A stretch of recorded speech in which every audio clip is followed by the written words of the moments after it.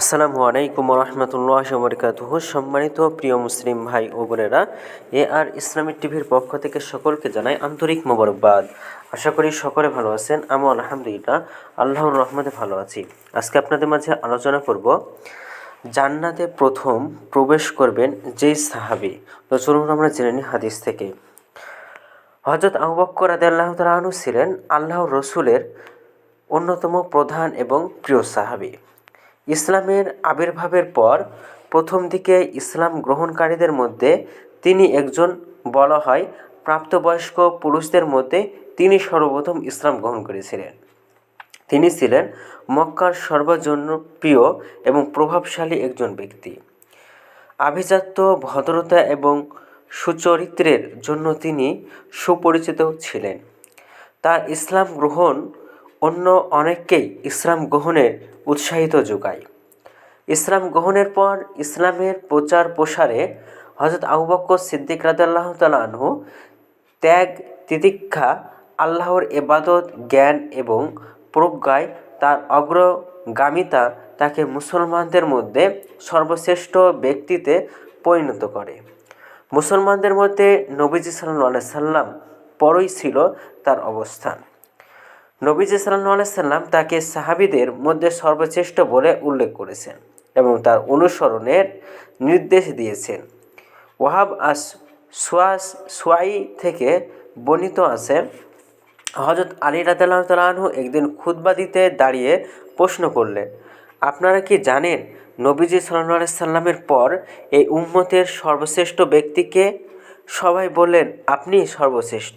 তিনি বললেন, না, নবীজি সাল্লাল্লাহু আলাইহি সাল্লাম পর এই উম্মতের সর্বশ্রেষ্ঠ ব্যক্তি হলো আবু বকর, তারপর হলো ওমর। মুসনাদে আহমদ শরীফ। হযরত আব্দুল্লাহ ইবনে মাসউদ রাদিয়াল্লাহু তাআলা হতে বর্ণিত, নবীজি সাল্লাল্লাহু আলাইহি সাল্লাম বলেছেন, আমার পরে আপনারা আমার সাহাবীদের মধ্যে হযরত আবু বকর এবং ওমরের অনুসরণ করুন। সুনানে তিরমিজি শরীফ। উম্মতে মুহাম্মাদের মধ্যে সর্বপ্রথম জান্নাতেও প্রবেশ করবেন হযরত আবু বকর সিদ্দিক রাদিয়াল্লাহু তাআলা আনহু। আবু হুরায়রা রাদিয়াল্লাহু তাআলা থেকে বর্ণিত, আল্লাহর রাসূল সাল্লাল্লাহু আলাইহি সাল্লাম বলেছেন, একদিন জিবরাইল আলাইহিস সালাম আমার কাছে এসে আমার হাত ধরে আমাকে জান্নাতের এই দরজাটি দেখালো, যে দরজা দিয়ে আমার উম্মত জান্নাতে প্রবেশ করবে।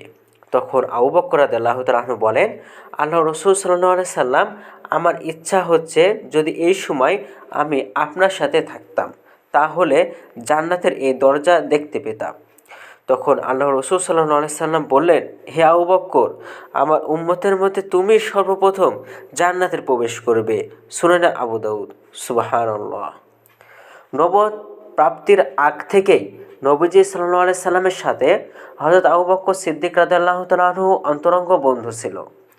ইসলাম গ্রহণের পর তিনি নবীজি সাল্লাল্লাহু আলাইহি সাল্লামের প্রধান সাহায্যকারীতে পরিণত হওয়ায় তাদের বন্ধুত্ব আরও গভীর হয়।